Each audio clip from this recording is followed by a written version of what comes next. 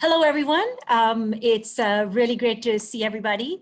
I am IAFFE's book series editor, Smriti Rao, and it is an absolute pleasure to welcome you to this webinar.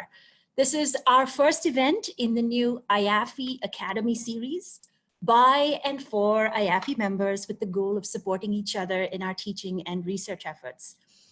Please email any questions or comments or suggestions about the series to our wonderful and hardworking Director of Engagement, Jihi Jolly. Today's webinar addresses the process of book publishing, and our panel of IAFFE book authors will talk about their own experiences navigating the book publishing process and, of course, answer any questions you may have. But before I introduce the moderator of the panel, I just want to remind all of you who are considering publishing a book to think about the IAFFE Advances in Feminist Economics book series as a possible home for your book. This is published by Routledge. Please do get in touch if you want to brainstorm or discuss or submit a book proposal. The contact details are on the IAFFE website under the contacts link. So without further ado, let me introduce Valeria Esquivel, the moderator of our panel and a prolific author herself. Valeria is Senior Employment Policies and Gender Officer at the International Labour Office based in Geneva. Valeria has co-edited 2 gender and development issues, the first devoted to sustainable development goals and the other to Beijing Plus 25. She has been the author of the collective volume, and now you will hear my terrible Spanish, La Economía Feminista desde América Latina. Her latest publications have focused primarily on care policies and care workers. She has recently co-authored the reports Innovations in Care, New Concepts, New Actors, New Policies, and Care Work and Care Jobs for the Future of Decent Work. Her current research focuses on the intersections of gender, employment, and macroeconomics. Valeria is a member of the board of IAFFE. She's an associate editor for Feminist Economics and is also a member of the editorial advisory group of Gender and Development. So over to you, Valeria. Thank you. Thank you. Welcome, everyone. The first thing I will do is to introduce our panelists, and you will see that we have people that are that have published a lot, and I was telling them that I felt that this was like being handed in a recipe of some dessert you really wanted to taste, but no one would tell you how to make it. So I'm really kind of thrilled about this first event and of Riti's invitation. So we have Caroline Shehnaz Hossain, who is Associate Professor of Business and Society in the Department of Social Science at York University in Toronto, Canada. And she is the founder of the Diverse Solidarity Economists Collective, the author of 2-time award-winning book, Politicized Microfinance, Money, Power, and Violence in the Black Americas, winner of the 2019 Agarwal IAFFE Prize. She's co-author of Business and Society, A Critical Introduction, and the editor of The Black Social Economy, Exploring Community-Based Diverse Markets. Then we have Matti Conte, who's currently a research scholar at the Economics Department of Barnard College at Columbia University, an expert advisor to the Dutch Ministry of Foreign Affairs knowledge platform on inclusive development policies in Africa.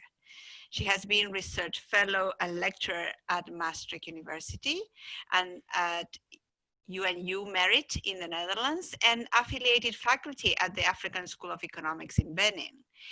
And a research fellow at the Global Labour Organization, which is where I'm sitting at the moment. She has been the lead editor of these 2 following recent co-edited books, Women and Sustainable Human Development, Empowering Women in Africa, 2020, and Sustainable Development in Africa, which is forthcoming, edited by Matti herself, Lingere Baye, and Valentina Mazzucato. And then we have Lee Badgett, who is a professor of economics and co-director of the Center for Employment Equity at the University of Massachusetts, Amherst. She's also a Williams Distinguished Scholar at UCLA's Williams Institute.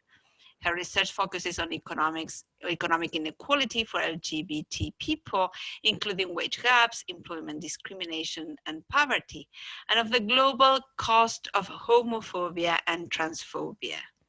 Her latest book is The Economic Case for LGBT Equality, Why Fair and Equal Treatment Benefits Us All, that's just published. And she has written 3 other books for academic presses, including The Public Professor, How to Use Your Research to Change the World, and edited 1 other. And in preparing for this talk, we thought that it would be good for you to have this in front because it shows how prolific our panelists are. So without further ado, I will start with this conversation, and also we will be interactive. I will pose first questions to our panelists, and then we will move to a Q&A part of this meeting. And for that Q&A, we are hoping for an open conversation. Please keep your mics mute along the way when we are talking, but then feel free to make this a conversation. We are not so many, we are not hundreds, so we hope that you'll find the room for posing also questions.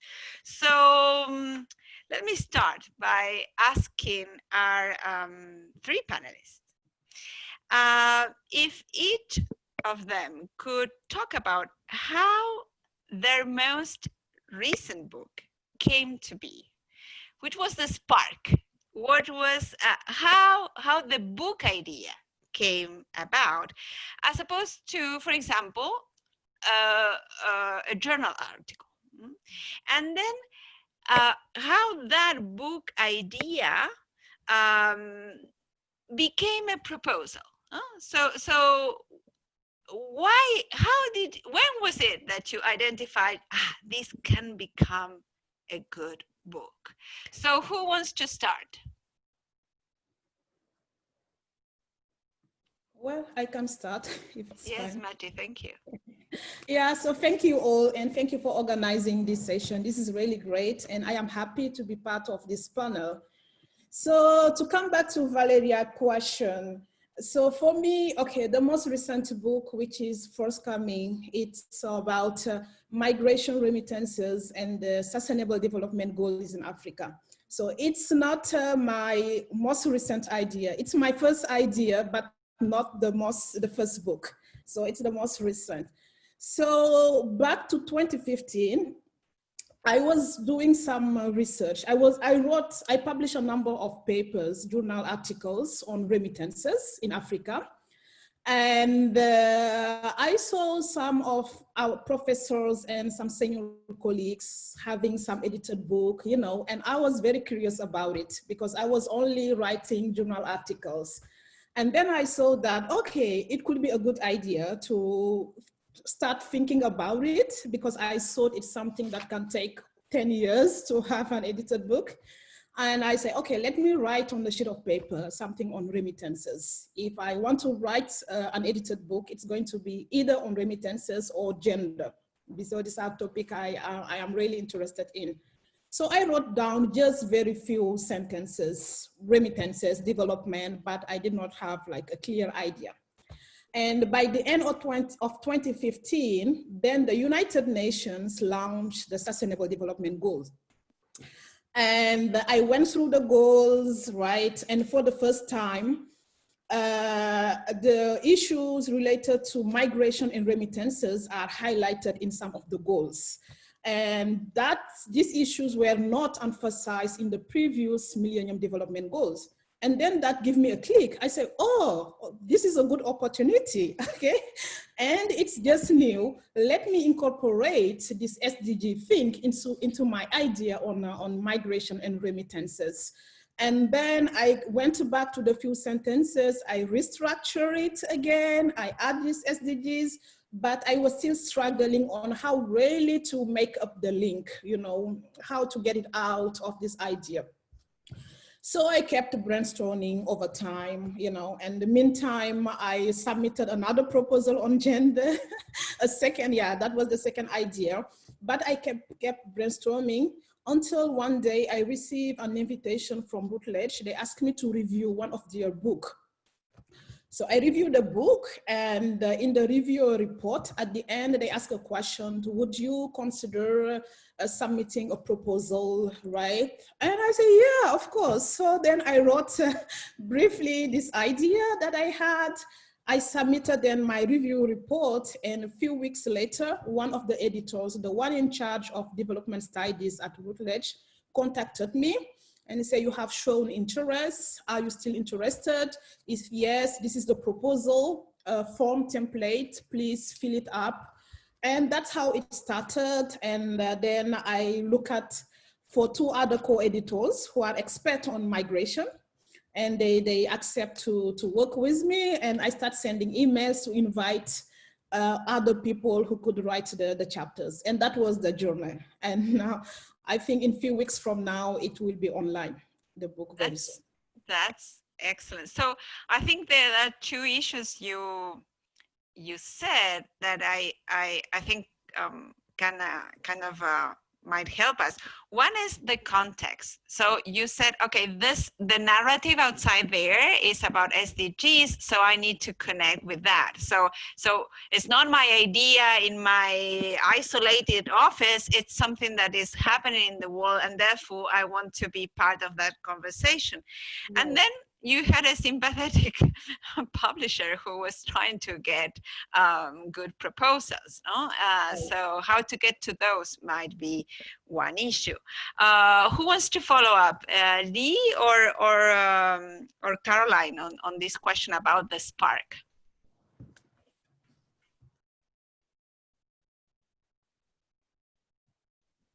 I was going to say, Lee, you can go if you like. Okay. Okay, hi. And I'd like to thank Smriti and Julie and Valeria. Thanks for all the work that you're doing to organize a session like this. For those of you that have made time in your day to come, I'm really appreciative. If there's any way that I can help you after this call, you can find me at York University email. I'm happy to mentor or talk to anyone who's thinking about embarking on sort of publications. I wish I had a session like this when I was going through this process. So really grateful to be a part of it. Thank you. The question, my latest book is called The Black Social Economy, and it's my second book, but that's the latest one that I actually did, Valeria, to answer your question. And it was published by Palgrave. And the way that this book came around was actually, I did a conference paper at the Association of Social Economics on something that I was playing with as my second project, right? Like I had spent so many years on this first project on formalized microfinance. I was sick of it. And I wanted to see, where do we go now, right? And so I was just really tentative in exploring the territory. And actually, someone who is a member at the Association of Social Economics, Mark D. White, is an editor of something called, I believe it's called Perspectives in Social Economics at Palgrave. So it's a very, they solicit and book proposals. And I gave my presentation at this conference, and he suggested that I think about publishing with them a book. And I actually had it in the back of my mind because as I was starting to, I guess, come into my own, I was sort of, going through the tenure, I was almost finished with the pressure of tenure. And I was thinking about, how do I create more space for other people who are playing in this field that I am? And I was really daunted like Matty about this idea of doing an edited book, because you hear all these horror stories of things taking a long time to complete. However, I felt like I had a good group of, I think, 6 or 7 people at the time, and I pitched the idea to the same editor I had met at the conference, and instantly, like Matty, he responded quite quickly. I said, I want to do a book, an edited book on the Black social economy spanning throughout the Americas. What do you think? And he said, and it was really just a random email, right? Meeting this person a year later. So what I did was let the idea incubate, right? Like you let it incubate, you formulate those ties with at least 5 or 6 people that you want to work with, right?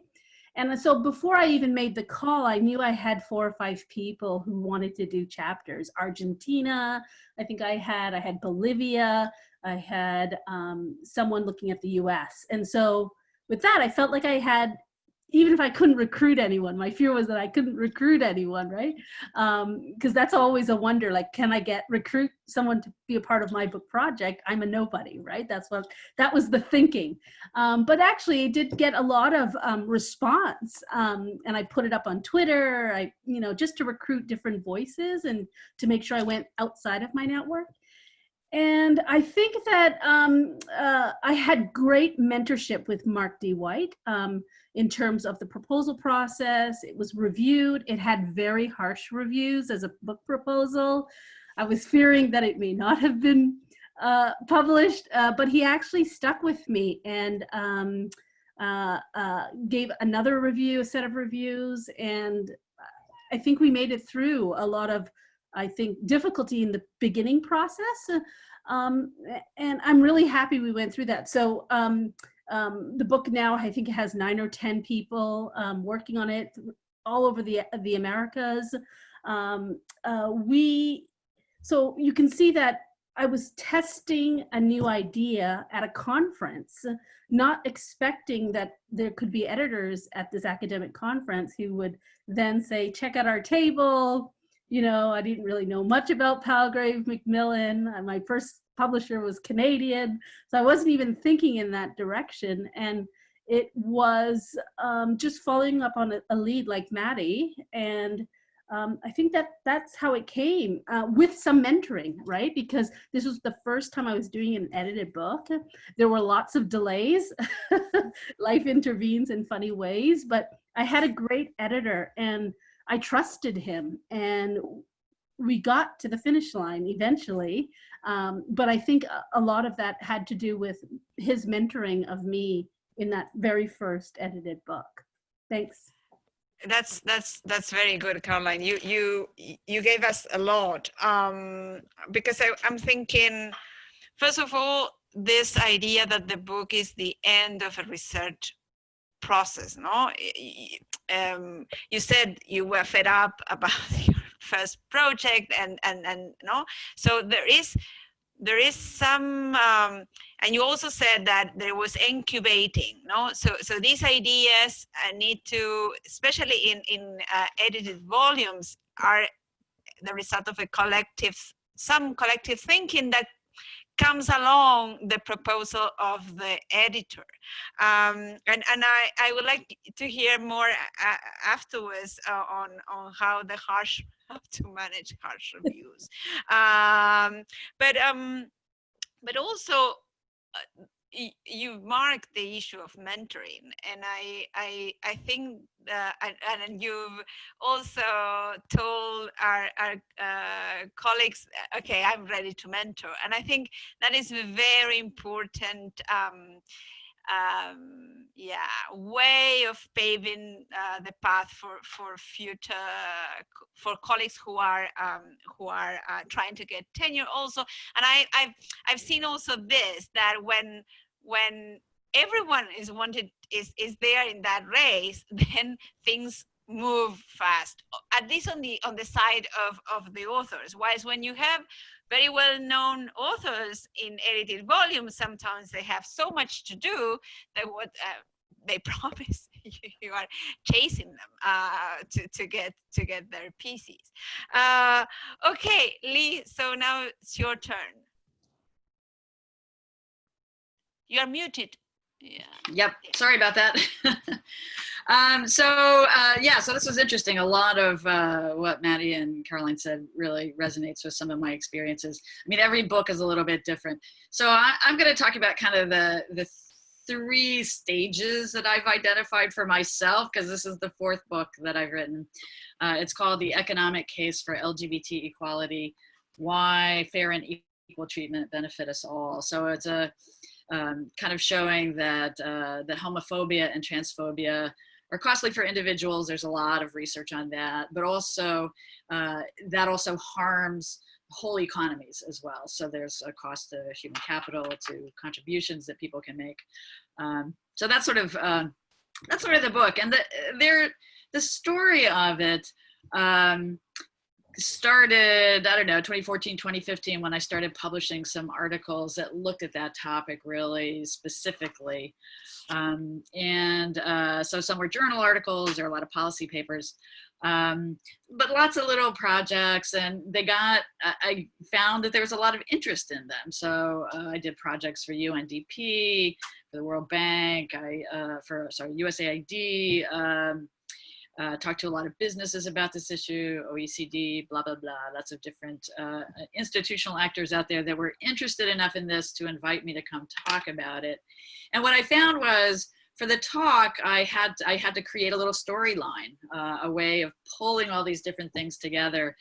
And I was waiting for one of these events to start one day, and I suddenly, I don't know why I was sudden, it seems so obvious now, but like this little light bulb went off, like, oh, this should be a book, because it pulls together all these different pieces of the argument, and that's what people want to know, because there's lots of different pieces to it. So that's when I realized that I had something that I wanted to say, and that it would be of interest to people. So for me, that's an important stage. So then I started thinking, well, what about publishers? Would they be interested in this as a book? And so shortly after this little revelation, I was at the ASSA meetings, and I had been invited by a publisher, an editor, to sit down and just talk about what I was working on, whether there was any books. And I, kind of listened to what she was working on in their series. And it turned out they had something I'd never heard of before, which is a short book series. So instead of like the 50,000 word version, it might be the 30, 40,000, maybe up to 50, but like academic books might be 70,000 words. So I thought, oh, that's what I want to do, because I can manage that. I can write that, sit down and do that. And so I started wandering around the exhibits, and I talked to a couple of other editors, one of whom's ears sort of perked up when I told her that I was working on the cost of homophobia and transphobia. So you want to have a little elevator pitch, which I didn't totally have then, but I sort of had by then. So a long story short, I knew there was interest. That editor, actually, whose ears perked up, ended up leaving her press and becoming an agent. So then I went through this very interesting process of talking to her about maybe doing something for a non-academic press. She really liked the idea. She shopped the idea around to some publishers, and it turned out that nobody was really interested in that. Like the big trade publishers, they wanted something that would be broader than LGBT people.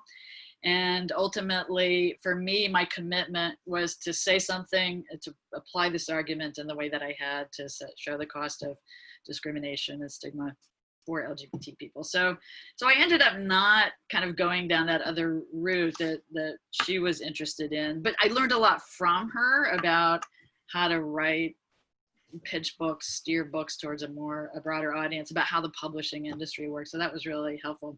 So I had something to say. I knew there was some interest out there, but I was still a little hesitant, even though I started drafting a few things. I still just wasn't totally sure I wanted to do this, because I know what a commitment a book is. It's a commitment to conceptualize it, to write it, and then you have to market it, right? So did I really want to do this? So the last step for me in that process to make the commitment was, I've been part for a while now for something called the Salzburg Global Seminar, and they have a whole program on LGBT issues and people. So this international network of mostly activists and some policy people. And I've gotten to know some really amazing activists from around the world. And I thought, well, if this is of interest to them, then it would be worthwhile to me. It's not, you know, all the other stuff I could still go talk to those other agencies, but would this be useful to them? And so I kind of posed that question to them at a point in our last meeting where people could say, you know, here's projects I'm working on and I need help. And I needed their help. I needed their help because I wanted some stories of real people. I didn't want this just to be a long list of numbers. I wanted real people to be in the book. And I was just thrilled that people agreed to help me, to help be a part of that. And so I'm very grateful to them, and you'll see them in the book. You know, almost all of them use their real names. They're really amazing people. So then I was willing to make that commitment. So then I wrote a proposal, got some feedback. You know, one thing that's different from the experience of Maddie and Caroline is I shopped it around. You can, unlike journal articles, you can do multiple submissions of proposals, of book proposals. So I did that, got some more interest. And then sort of like the third piece of it for me was finding the right partner to do this with. So I talked to a lot of publishers. Some wanted a really academic book. That wasn't what I wanted to write. One liked the less academic style, but he wanted me to add like another 10,000 words. I'm like, why? You know, I would just have to like stuff some more stuff in there that doesn't need to be there really to make this argument. So I found Beacon Press. It's a trade publisher, so it's not an academic publisher. But they do a lot of work on social justice issues. And so it was it's been a really wonderful home for me to work on this book. There was a series on queer ideas, something like that. And I got the support from the editor that I wanted to help make it the book that I wanted to be. So it was a really great experience, and now it's out there, and you know, that's a whole other stage. But anyway, so I would just say, you know, you want something to say, got to be willing to make that commitment because it's going to take a while, and you want to have a good partner to publish it with. But Lee, let me ask you two follow-up questions. One is, at the beginning when you spoke about the agent, I thought, oh, no, because you wanted to do an academic thing. And then you move, then it's not an academic book. So I wanted to know how that academic, non-academic thing plays, because it's a different audience. I mean, not only a different product and a different, I don't know, return. I don't know how even to say it, but also how in your academic career, how balancing this, you wanted to say something out of academia then, and how that played around. That is one thing, and the other is a difference between an edited volume vis-a-vis you are the sole author. So, perhaps that is because you are at a different stage also of your career as compared to Caroline and Matti. So if you could tell us more about these two dimensions, I really want to hear about that. Yeah, well, you know, we're in a field, economics, we're not a quote unquote book discipline, right? So our sociologist friends are, you know, our anthropologist friends do, they need to have books, that's how they get tenure. I mean, for us, you have to make a case for its value, frankly. And the easiest way to do that is to publish with an academic publisher that goes through a rigorous review process. And I think that's very important, and it can improve books. But you're right. At my stage, I did not need to do that. So I have no more reviews ahead of me that are of high stakes, right? So I could do whatever I wanted to. And what I learned in the second book that I did like that is that I love stories. I love writing about them. You know, maybe I should have been a sociologist or an anthropologist. That's another conversation. But I wanted to. And I wanted to write something that more than just academics would be interested in reading. And that's partly because of my own commitment to taking academic research and making it matter in the public debates about different things. So I've been very active in a lot of different public debates on LGBT issues. So that's why, for me, having a broader audience and having that more mainstream trade press, not the academic press, was something I was pursuing this time around. Okay. So can I just say something, Valeria? Yes, of course. Yes. I don't think it matters the stage of your career. I should clarify that for people that are here, because usually when you're going through tenure, your first book is often an academic book. At least that's how it plays out here in Canada. If you're at a good research institution, your first book should be an academic press. And so my first book was, but what I was talking about was my third book, right? And you do, like Lee says, you get some latitude in terms of where you go, but the distinction as opposed to trade versus academic is different, I think, in that, you know, you can still work at a trade, because I think Palgrave would be considered a trade press, and so would Rutledge, I think, but they can still be academic, right? Or they can be broader. It depends on the editors you're actually working with. And I think that comes in usually, I mean, it varies depending on university, but I don't think it's a matter of the stage in your academic career, because you're really sort of trying to figure out how to publish within the institutions that you are trying to work through, right? So I wouldn't have done an edited book as my first book with a trade press like Palgrave if I'm trying to secure tenure. I just wanted to just clarify that. Okay, okay. But there are some universities where you may get tenure and you can have your first book be at a trade press, right? And still very academic one as well. And, you know, people can come in on that as they like. Okay, Caroline, thank you. Well, yeah, I'm not aware of those those differences. If you had asked me, I would have thought Palgrave was or Routledge were academic publishers. So completely not aware. We had planned for a question on selling the book proposal, but certainly you didn't. I mean, you two, Matty and Caroline, didn't have to sell, whilst Lee not only sell the proposal, as you said, I loved it, you have to conceptualize, you have to write it, you have to market it. So, I mean, you do the whole thing, like no division of labor, no nothing. You are supposed to carry on with that. So,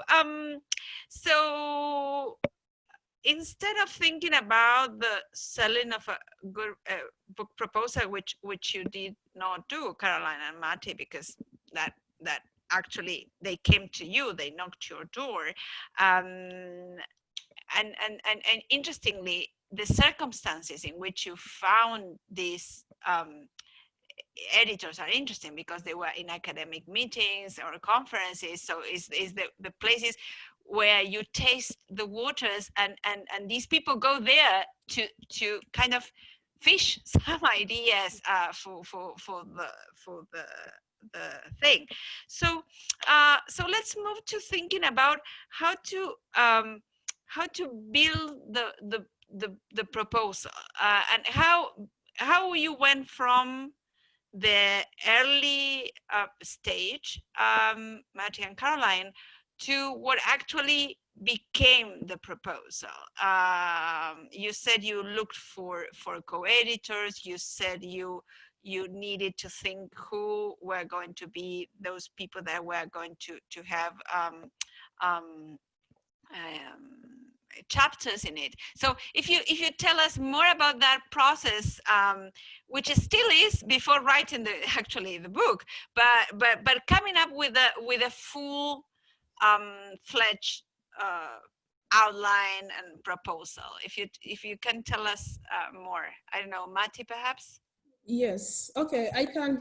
So I know that we may have different experience in preparing the proposal. So for an edited book, of course, you need people. You need to contact other academic researcher, depending on the type of the book, who can write the chapters. So, and this is not something easy.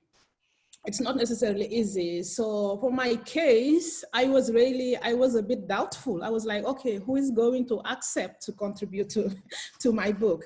And as Carolina has mentioned, in the economics field, you know, in any economic department, when you are looking for tenure, what counts most are journal articles. That's really the first number one. So how to convince then someone to come and write a chapter in your book instead of going and publishing a paper in a journal. That was not easy. And then I just, because each time I go to conference, I try to keep business cards, right? Just keep track. And I just open it. I open my agenda. So I already know some people, colleagues or friends that I contacted, but that was not sufficient enough. Some of them agreed to contribute, others did not have time, but it's acceptable. So then I realized that I met so many people in conferences. And I started then sending out emails. I did not feel ashamed or being a little bit shy or disappointed when I received negative replies. Some responded nicely, oh, this is a great idea. I encourage you to do, but I am busy. I have this, I have that. Others never responded to the email, that's fine. And there were some people I did not expect to get response, and they come with something positive. So, and then finally, and yeah, the first time also I learned that was maybe a mistake. I sent way more emails and I got more responses that I needed, in fact. That's a problem, indeed. Yeah. And so that's a problem. And also it was quite encouraging. And yeah, the very first book ended up being a bit longer than what I expected. So yeah, so once I got these people, so sometime for some of edited book, in the proposal, you already have some chapters that are already ready, okay? So sometime you can go to conference in some session, some people present and you ask them if they would be interested in, or you post a call on Twitter or internet, whatever it is, and some people submit their chapters that are already ready. So for my case, this was not the case. So most of the chapters were not written, okay. Not at all, right? So then in the proposal, the structure of the proposal, you need to have a very comprehensive, the first paragraph, or we call it pitching, which is should be very straightforward and understanding. And when you write it, I think it's important to make sure that don't consider that you are writing it for yourself, okay? You are writing it for somebody else, and especially for the editors of the publisher. These are people who are not necessarily expert in your field. So when they read it, they should understand what is the objective, why are you doing it, why is it important, why they should select your proposal, working on it. And that is not necessarily easy, you know, especially when you are used to write journal articles where, you know, it's only target people who are specialized on it. And then next, the selling point. What is new in it? You know, there are a bunch of books that exist, quite a bunch of books. So if I talked about remittances migration, of course, people have written about it. So then that's required to do some online research. You go back to existing book, really look at what they did and try to extract what is the new feature that you are adding. So as economists or researchers, maybe we are good at doing this because in any journal papers, that is what we are doing. What do we know from the literature? Where is the gap? What can we add? So it's exactly something like that. And then try to highlight 2 or 3 selling points. What do you bring? What is the, yeah, because some of these publishers, I know Palgrave or Routledge, after all, what is important for them, or folks, they are interested in publishing your book, but it's profit that they are looking at. So they should make sure that your book is marketable. And I think for edited book, it's more difficult to convince this publisher that this is marketable, right? And yeah, so the first book I published with Palgrave, the editor really, when we were negotiating the contract, she really talked about this, say, okay, you know, this is an edited book. It's not necessarily the most marketable book, things like that, yes. So that's one point. And the content, the structure of the book. So as I said at the beginning, sometimes when you draft the proposal, you already have the chapters that are ready, or many of the chapters ready. That was not my case, but at least it's important to try to get as much information as possible about the content, okay? The structure should be clear. What are the chapters? At least try to have an extended abstracts. And the authors who are going to write these chapters. So maybe you may not have 100% information for all the chapters, but get as much as possible. Okay, so if you end up having 1 or 2 chapters where you haven't found anybody yet, you know, you can have to be confirmed, that is fine. But if you have a proposal where 50% or 60% of the part are empty, it's that's not, it's very less likely that your proposal can be selected, because yeah, you should show sign that I am going to do it, it's feasible, I am here, people are there, people are committed, and to show proof, these are the abstracts that exist. Yeah. I have 2 follow-up questions, Matti, quickly. One is, what was your pitch? How did you convince them your colleagues to actually go for the chapter and not for the journal article? So tell us. And the other is, I think the beauty, I've written chapters on different edited books, and some turn out better than others. And the ones I feel turned out better is because there was lots of thinking of how the chapters fit together. And in fact, the volume I edited also, that was my main point. Why are these chapters together? And sometimes you see books that bring things that are of different lengths, of different approaches, yeah, of course, under the same chapeau. So, and I think that one issue is flexibility. I mean, yeah, you have 2 or 3 slots that are not confirmed, but things move around in the process afterwards. So my question is, so yeah, tell us how you convinced your authors, yeah. but also how the degree of flexibility which I mean, yes, you need something strong enough to convince the editor, but flexible enough to have as editor a nice role, a role of making that a coherent and interesting thing or collection of articles. So tell us before I move to Caroline. Yeah, so convincing people, well, I would say that I have been a little bit lucky that I had 2 types of people.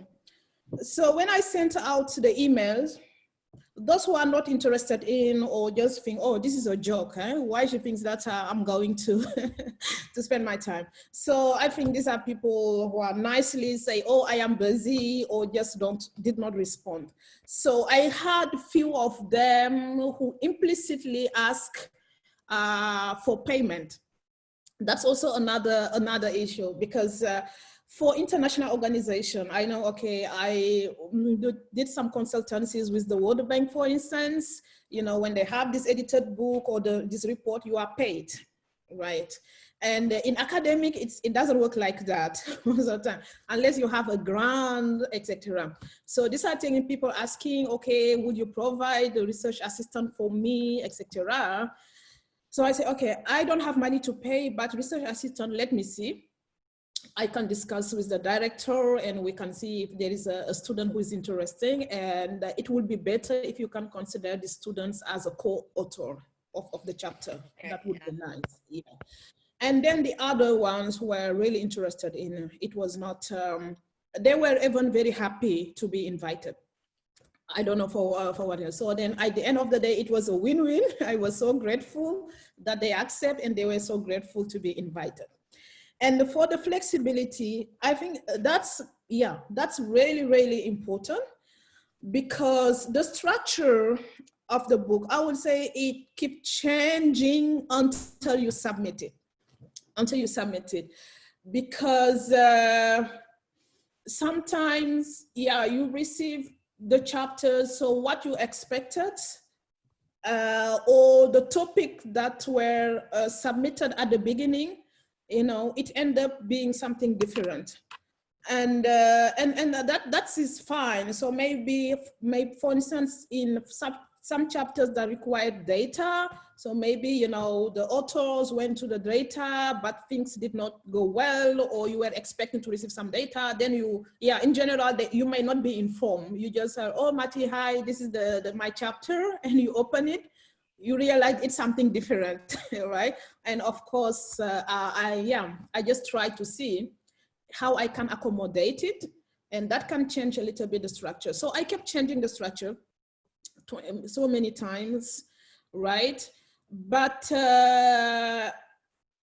it's, yeah, the first time, that's where you make so many mistakes, okay? So the first time, even the way I communicate with the authors, you know, about the structure, what I am expecting, it was not that well done, okay?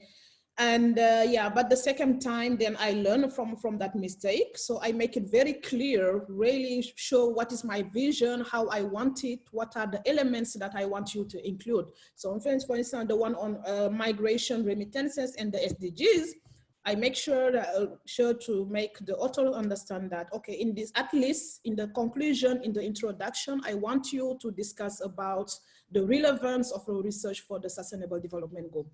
And if they submit without it, then I keep them, okay, asking again. You did not include this dimension, etc. Yeah, but it's so you're a tough editor, certainly. Well, I think it's that is very important also, because unfortunately, and that is the reality. We know, especially in economics, you are looking for tenure. We know that journal articles are more important, but many people then undermine book chapters, for instance, if you invite them. Oh, okay, this is not important, you know, I'm just going to write it, rush, etc. And nowadays, many books, edited books, are being peer-reviewed. So for me, my edited book, all the chapters, I send them out for peer review. Right. And unfortunately, I end up rejecting some of the chapters. These are chapters that are peer review. We receive comment, I share comments, but you feel that the person is not willing to do the comments because it's a book, it's not journal articles. But as an editor, you are accountable. The quality depends on you.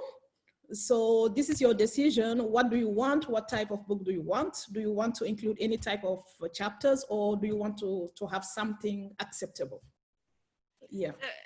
So I will move to Caroline, but we have this, yes, the editors are in between the submissions of the authors and the quality and how things, and then the ones that the publisher or the person that runs the series in which the book is going, that also sends harsh reviews. So Caroline, I wanted you to come back to this issue about the reviews and being a reviewer. I remember that my first experience on journal reviews was something that a piece long ago for an explorations for feminist economics back in 2006, I think we started, and the reviews, a couple of them were awful, and I was so shocked. Like, there is no, this is a match point. I cannot. It won't work. And Nancy Fowlby was like, no, don't worry. Just kind of, okay, these we are going to answer A, B, C, and D, F, G. That's so in a way, we also learn from others that are more experienced than us how to deal with these issues, and we learn from, as Mati said, our own mistakes. So Caroline, tell us how to manage this issue about harsh comments. Yeah, so thanks, Valeria. I just want to echo a lot of what Maddie said about editing and being tough. It's really So true. But because there's a lot of people on the call who might be early career or at the PhD level, I just want to underline again the importance of having your first book at a university press. I can't stress that enough, particularly if you're a woman of color and you're going through a difficult T&P process. Really make sure that first book, the first one, is a sole authored book at an academic press. And where I live, those actually do matter if it's sole authored, not edited, sole authored books that are at a good academic press. And that actually does come with a lot of, as Lee said, shopping around. And I could tell you, my first book, which has gotten some attention, was actually rejected by like 5 or 6 different presses who told me that it was pretty much useless, right? I didn't have much of a story to say about Black folk and microfinance and money, basically. But you eventually fall on an editor that will understand what you want to say and will work with you. And it did take a long time. And I was lucky to have someone like Jennifer D. Domenico Wong at University of Toronto Press, because she does, when I eventually submitted a proposal, she understood that we need to be talking about finance and people of African descent in the global South and what they do with money. Anyways, I just wanted to reiterate the importance of having a academic press as your first book, if that's the route you're going, in addition to journal editors that are journals that are sole authored, right? Like the combination of the two are extremely important if you're trying to get through tenure. Anyways, so to answer your question on difficult reviews, if I could say, problematic reviews, and I want to caution this because the stage in your career here does matter, right? I think when I'm starting off and I'm trying to get, and you're also too, like, I've been in a tenured position, tenure track position for 8 years, okay? So when you're trying to start that process, the ways that you get reviews that sometimes appear harsh, I always say take, 2 weeks to kind of deal with it, have a glass of wine when you're reading this stuff, because without doubt, sometimes they can be extremely cruel, right? And I used to do that when I was untenured. And in fact, actually, some of my better articles, especially ones that have gotten attention or won a prize, was because I had some really nasty reviews that actually made me go back and think about what I had to do. So not all bad or nasty reviews are not constructive, if I can say that. They can be painful to look at, and maybe there was much more patience on my end, especially when you're more junior or early career in the process. There might actually be something about what that person is seeing, right? And when you're so personal, when the work becomes personalized, sometimes it's hard to see that. But in my early stage, I actually did make the time to look at those reviews. And I think part of it is because I tend to choose, I'm an emotional published person. I publish emotionally. I don't know if this makes sense to anyone, but I go to journals that I read. And I always tell my PhD students, go look at your bibliography and highlight the journals that you're reading, because that's probably where you're going to publish. So I like to trust that those journals that I choose, like the Review of the Social Economy, or the Review of Black Political Economy, their Journal of Canadian Studies, there are people there who are really interested in seeing what I have to say. But that's not saying that, Valeria, that, sometimes there are just horrible reviewers, right? And I've had my fair share, which I'll talk to. I don't know if we're going to talk about that later. That's another. No, you can go ahead and talking about that, because let's think about those reviewers, but for book proposals or Sure. in the book side of this, and not only in the journals. Yeah. So in the book review, I've had, you have to know, I mean, you have to sort of balance it with where you are in your career and how you treat some of those reviews, right? There is more flexibility as you become more established to push against some of that. And also you see things differently, right? Like sometimes there's more at stake as you move through this process or this academic process, right? Because I'm daring to say things that are maybe are more provocative and pushing against mainstream literature, right? So the reviews ultimately, sometimes, particularly if they're in more mainstream journals, can be very hard to chew on. And I'm not talking about feminist economics. I'm talking about more mainstream journals, right? The International Political Economy or the Journal of Political Economy, whatever. These kind of more mainstream journals, sometimes the peer review can be problematic. You get 3 or 4, right, usually. And if all of them are, then it may be that you need more time to incubate that journal. But if there's one that is, and I've had these atrocious reviews that actually border on racist, actually, or sexist, the editor that you're working with or the associate editors you're working with who will vet your proposal ultimately should have some sort of ability, and maybe Smriti can also speak to that because she's actually an editor of a series, will be able to understand how to work with the author, right?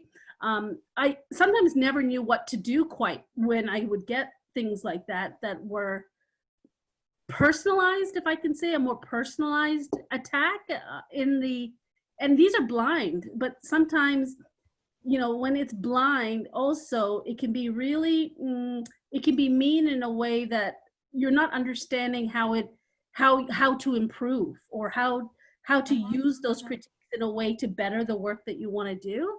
And it can actually be very deflating, right? And so that's why I say sometimes, if there's 4 reviews and there's 1 reviewer like that, then maybe, Valeria, what Nancy Fulbright was saying was that we'll address the things that actually make sense and can make our work better. And the ones that just seem like nonsense, we don't have to respond to. Exactly. Yeah. Right? Like it doesn't make sense. And usually an editor of a book or even associate editors with a good journal, they usually you can write to them. Buffer, yeah, exactly. Yeah, and tell them like, this is just whack. Like, where is that coming from? But also knowing when to walk away. And I'm happy to talk about that because that also happens. Like, you're trying to preserve voice, and sometimes the best thing to do might be to exit that whole platform because maybe they're not ready for what you have to say. So yeah, I think that connects also what something Lee said. There is something I want to say out there, and that is what takes you through the whole process. No? And I think it's not publishing for the sake of publishing. It's something out there, out of one idea or part of a conversation that we want to be out there and perhaps even contribute to progressive change. Lee, you were... Yeah, I just wanted to say something. I mean, I think both Manny and Caroline made some really excellent points. And the reviews, I just find them always hard. I mean, and the thing with a book is you get them at the proposal stage, and then you write your manuscript, and then they send it all out and you get it back again, later on. So, I mean, the other thing that you can get out of the review process, in addition to the great ideas they had, when I read about, academic publishers and kind of the, higher ed media, I mean, what they're all saying now is, don't send us a finished product either. So even if it's a sole authored book, you're going to send them a proposal and maybe you have 1 or 2 sample chapters, but you don't want to write the whole thing and then go out and try to you know, to sell it because it's, you know, you may just be out of luck. And editors want to have some, they want to edit, right? So, and I'll just say the proposal process is where you're going to get the most input from editors. You know, when the first book I wrote, I thought, oh, I'm going to write this book and then I'll send them drafts. They'll give me some feedback and it'll all be really helpful. No, they let the reviewers do that.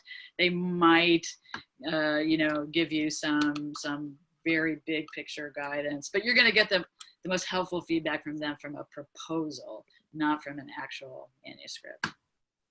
That's excellent. And with that, I think we are ready to open the conversation. I think I've learned a lot already, but let's see whether there are questions. And we are very informal, no chat, no hands up. So you just tell us who wants to take the floor, and we go ahead. And if you could turn your cameras on and we could see you, that would be lovely as well.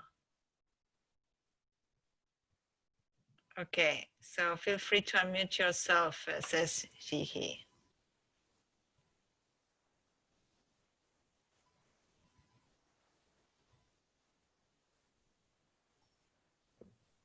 Hi, this is Catherine Ransom. My camera is off because I'm still in my pajamas, so. Okay, you, no problem.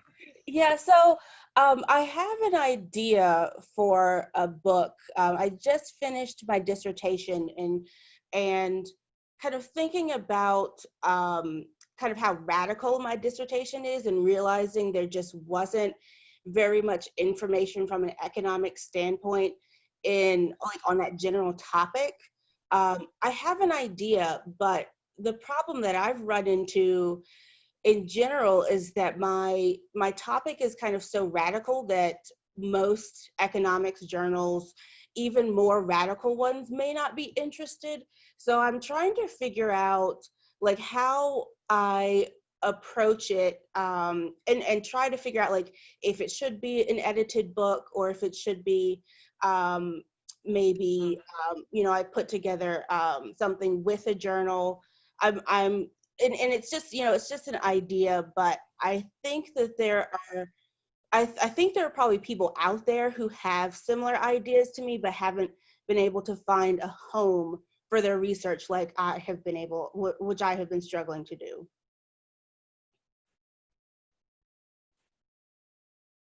So yeah, I guess my question is just like what I don't know if I'm going to go towards an academic career right now, especially, you know, with COVID going on. So I'm more interested in finding the right home for these very radical kind of feminist ideas without kind of being, you know, stuck in these like tenure track, like things that you have to do for tenure track. So yeah, I guess I'm just wondering like what is the best way to find the right home for these ideas that are still very like just not accepted in the economic space in general. I just have a question before. Have you ever tried to submit your papers to journals first? Yes, so I've submitted papers to several journals, and at this point, I'm only getting my work accepted by feminist presses and journals, kind of, you know, political economy or social science journals, kind of economics journals are generally not interested because my work is theoretical. So I get a lot of feedback from scholars and activists that my work is very needed, but there's just like a block because I don't know how viable it is until I have more funding to continue the research. But I think there could still be something kind of more from a more theoretical standpoint. Okay. Are you? Yeah, are you finished your PhD? I'm graduating in August. Okay, that helps, you know, to know like what stage. But Lee, go ahead and I'll chime in afterwards. You know, I was thinking about both of Maddie and Caroline's experiences with edited volumes, which I've done one of. I mean, and I think one way to think about the value of an edited volume from your own perspective is it's sort of like you're kind of creating your own journal, right? So you're trying to define a topic in a way, and you can use it for that. And I think, you know, probably it's probably worth thinking about that, you know, sort of floating ideas out to colleagues that you have who might have similar ideas that might fit into a volume like that, just to kind of see what's out there, number one. And at the same time, or after you have a better sense of that, you can start talking to editors just to get their feedback on, you know, how likely their press would be to entertain a proposal like that. So I think it's, especially if you feel kind of lonely, you know, this is a chance for you to create your own community and to, you know, do a service for a lot of people, really. So I wouldn't give up on it. I think, you know, testing the waters is a good idea before you commit too much to it, though. Thank you, Lee. Catherine, and for everyone listening, you know, publishing is a very lonely process, right? Like it is, like writing, I mean, I love it. My favorite kinds of books to actually do are when I'm sole author, because I don't have to, I can just be, I call it my cocoon, right? You just get in your cocoon and you tell, as Lee said, you tell your story, right? But finding a place, I don't know how you use radical, but I'm often, I guess, labeled as being, you know, complicated with the ways that I work within what I'm troubling, which is the solidarity economy. And because I'm troubling race, right? That's always an issue of quote unquote being radical. And I think that it's important, at least for me, before even getting to the book stage, it's important to, I think Monty or Maddie was correct when she said, maybe try going to a conference, definitely publishing something that really does speak to what you're doing in a very clear journal article, right? And I think that would be what I would advise first, is to get that one journal article out, and that will give you time to incubate, right? And to think about what that book project might look like. I'm always a big fan of doing something, because journal articles, I think, especially for people like me that didn't have a network. I didn't have a network. I was never invited to to do books chapters. Like that was like, whoa. It was only when I was finishing tenure that now people invite me to books. But before, I had no one was inviting me. No one was asking me to co-author with them in journals. And I'm like, okay, I'm just gonna do this on my own because no one wants to be my friend and publish with me, right? And I think that sometimes this is the case, particularly with women of color. We don't have, or if you're doing research that is kind of complicated, it's easier just to do that work solo, but it is lonely, Catherine. It's not gonna be easy. And it's also very difficult to find venues.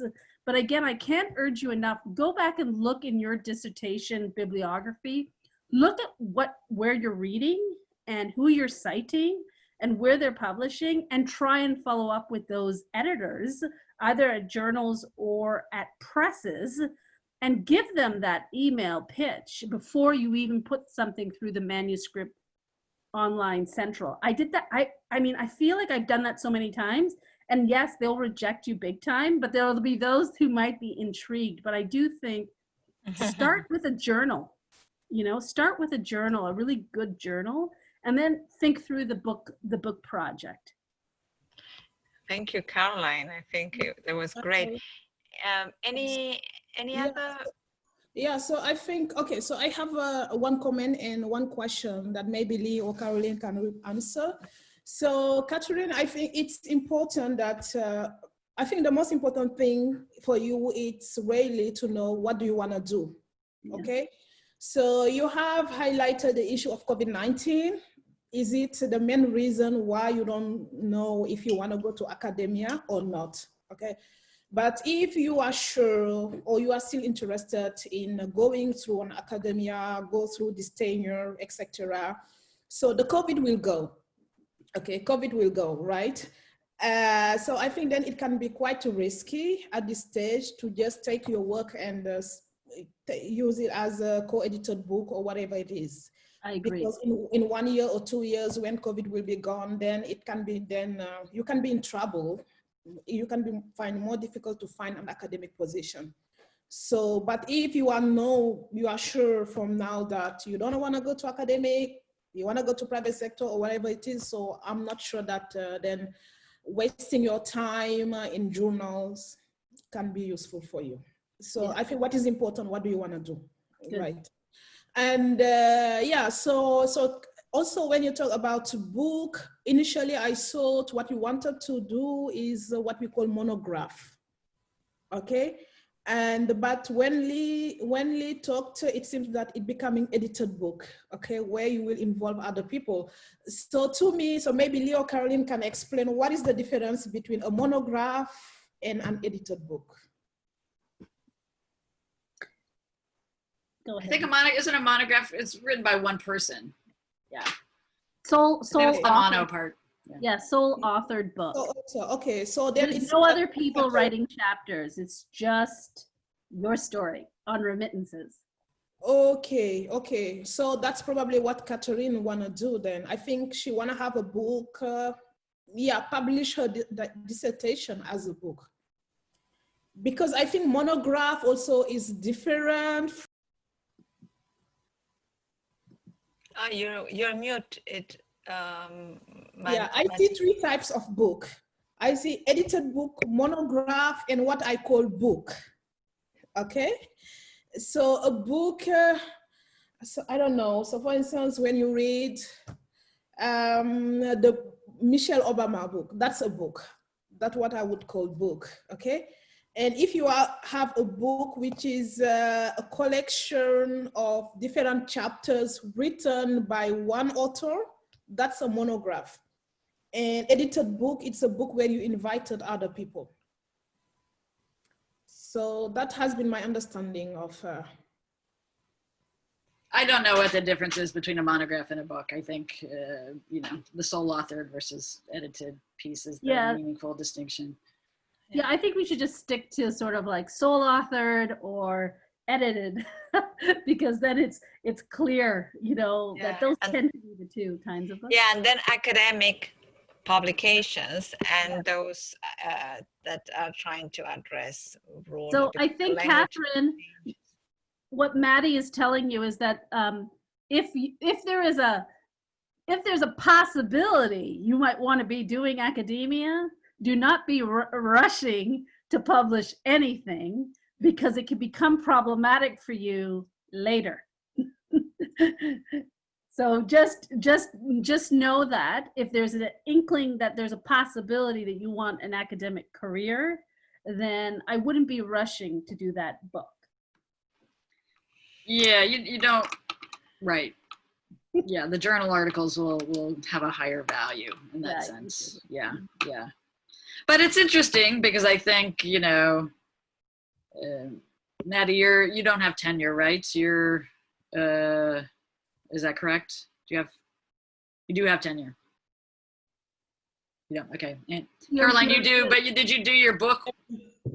Your edited volume was after you had tenure, right? So yeah, it's the edited volumes, they are a lot of work. I did only one because it was a lot of work. And in the end, I wasn't sure that the value was really high enough to do another one, really, given the amount of work. I'd rather write my own book than do an edited volume. No, yeah, I think, yeah, I enjoyed editing my colleagues, but we were doing something on feminist economics in Latin America. We really work a lot about the bits and pieces that should contain, and then yeah, yeah, I enjoyed the process, but we were friends, and I think it was also the culmination of some work that we had been doing, and so we condensed that in a book that would have been. It wouldn't have been that interesting if it was all the work we were all separately doing, and it became a textbook as well.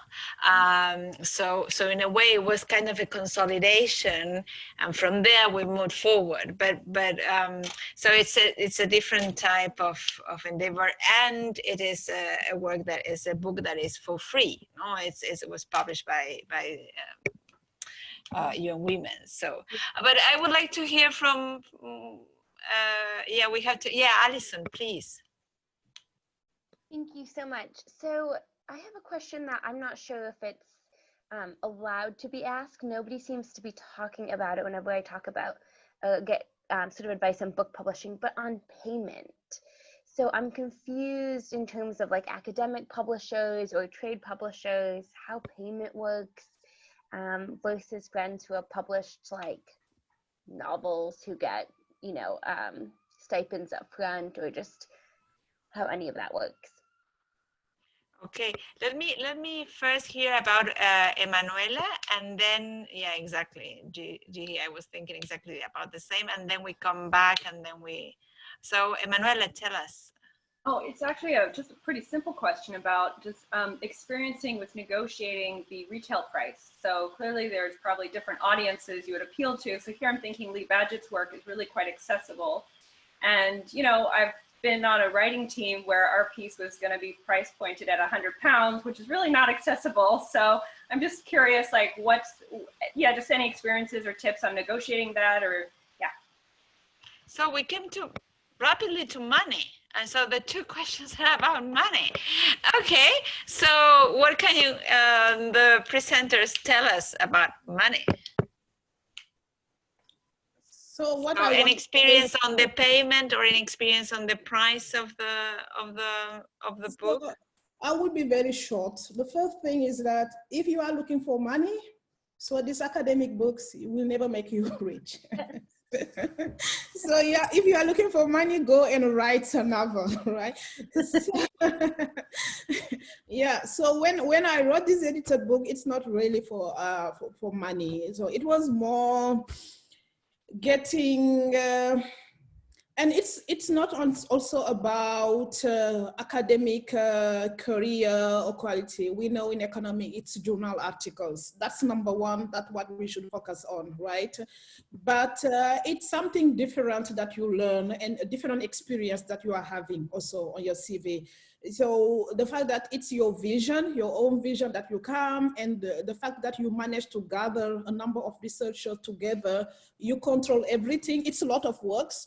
Okay, it's kind of, you are managing a team, and then you extend your network, because some of the contributor, maybe that was the first time that you met them, so they become part of your network. And if you have some resources, you can organize kind of conference or workshop where all of you gather. Yes. So for money, my experience so far is that sometimes you may even have to to give some money instead of receiving. And so I don't know, Lee and Caroline, the type of experience they have, but for me, the publishers, they have been so stingy, right? So in the contract, it's really difficult to try to negotiate a higher price. So you do the work, they are the one who will benefit. In terms of money, they are the one who benefit more than you. So if you look for money, so please don't go for this type of books. Okay, Yeah. Caroline or Lee? You won't make money doing academic publishing, that's for sure, Allison. But that's not why I publish, right? I'm a professor, and I'm interested in research and changing the way that we make knowledge accessible and what have you. So again, I go back to where I publish, right? And who I'm publishing with. Every editor that I work with, every publisher I work with, there has to be a level of respect for the work and accessibility. They know that. Otherwise, I'm going to take my stuff and I'm going to walk away. My first press was a public nonprofit press, University of Toronto Press. They put out the soft copy alongside the hard copy. So the soft copy will sell for like 22 Canadian dollars. And then the hard book copy is really expensive in Canadian money. So it's probably like, I don't know, $85 or something Canadian. And so a lot of our presses, that press is subsidized by the state. So I know that Palgrave is even more outrageous. Like my third book was by Palgrave, and they had to wait a year before they can get it into a soft copy or an ebook. And I was furious with them. So now I am scrutinizing every book contract. I do. And I tell them that what is it going to come out? What's going to be the price point? And I want to know, am I getting, like, you get between 3 to 9% in this kind of royalties if you sell above a certain amount. And that will vary depending on the presses, right? So far, the University of Toronto Press has been the most generous, and compared to Palgrave or Zed, and Rutledge compared to them, and Oxford. Right now I'm with Oxford. So I feel like it depends on the press, right? And when you're given a contract, you don't have to accept those standardized contracts. I go back and I circle and I initial a bunch of stuff, and that's how we roll. Like, and I think you got to start doing that with your first book. Otherwise, you don't have room to negotiate things. Great, Caroline. Get free copies too. Get lots. They're going to give you 5, and I always ask for like 30 or 50 or something insane. Lee? Yeah, it's interesting because you have bargaining power when you have multiple offers, basically, and you can definitely negotiate for higher advances. You can negotiate for royalty rates and numbers of copies and all that kind of stuff. So you can, to the extent that you can negotiate, that's when you have to do it. If you don't have another offer and you don't like their business model, because a lot of the business models for these big publishers are charge a shit ton of money for each copy and sell it to the 1,000 or so university libraries, and they make their cost back, right? So, but your second cousin's not going to say, "Oh, that's great, I'm going to go out, run right out and buy that book," to support you. So anyway, you can do it, but it is important to be realistic. I mean, the way I think about it is this. I am an employee of the Commonwealth of Massachusetts, and they pay me to write books. That's part of my job. Because we're universities, we have these exemptions, that we can do things for outside pay. So if I can also sell this book to somebody, I'm fortunate that I can, get at least some money back to maybe cover the costs of what I have, put into it, or hired an RA or something like that. But whatever is on that piece of paper, when you sign it, is it. It's it. So you got to make sure you're happy enough with that you've got, a good enough deal from the place that you're going to be happy with it. Most academic books sell a few hundred copies. If you sell 1,000 copies, that's pretty good. Like a bestseller might be 4,000 to 5,000. I think I did have a book that, my marriage equality book maybe had 3,000 or 4,000 copies sold, but they're just not going to sell a lot, and you can do the math, the multiplication, but I have gotten more for advances from books by having other offers, so you can definitely improve things. So that negotiating, and that's good for us. It's good practice, because they aren't people that we have to see every day. You could say, well, I'd feel a lot better about it if you could match this other offer. So negotiating is a skill. We have to get better at it. And then you'll be ready to go, ask for a raise from your boss, et cetera, et cetera. So, Allison, there's other ways too, like Lee is right on. I think that you can, if they don't give you money, you can ask for things like marketing. I've had presses organize like a book launch, and they paid for it. University of Toronto Press paid for that. Mm-hmm. That whole, whatever they had at that book launch thing. And that took a lot of work to do that. And if they are applying for awards, I'm not applying for these things. A lot of them, they have people who are marketing people who do that. So that's what I mean, like, look at the presses, and if I have to have an indexer, they're paying for it. If I have to have additional copy editing, there's certain things that they are doing, and you can get that written in. If you want artwork on on your book that's not like the standard stock whatever, I mean, these are other things that they may have some power to do. Yeah. I've never gotten a press to pay for an index, so my hat is off to you. Amazing if you got them to do that. Yeah. Well, thank you guys. It's really helpful just embarking on this for the first time, trying to understand like how any of the economics work. So thank you. I was wondering whether Riti wanted to say anything. The only minor thing I was going to say was, I know I asked a question about the IAFFE book series. They have a pretty, this is the retail price question. They have a pretty set price for hardbacks, I mean hardcovers. But apparently some of their series will do paperbacks, which are cheaper, and maybe ebooks as well, and some don't. So for example, the IAFFE series will do paperbacks, and those are cheaper.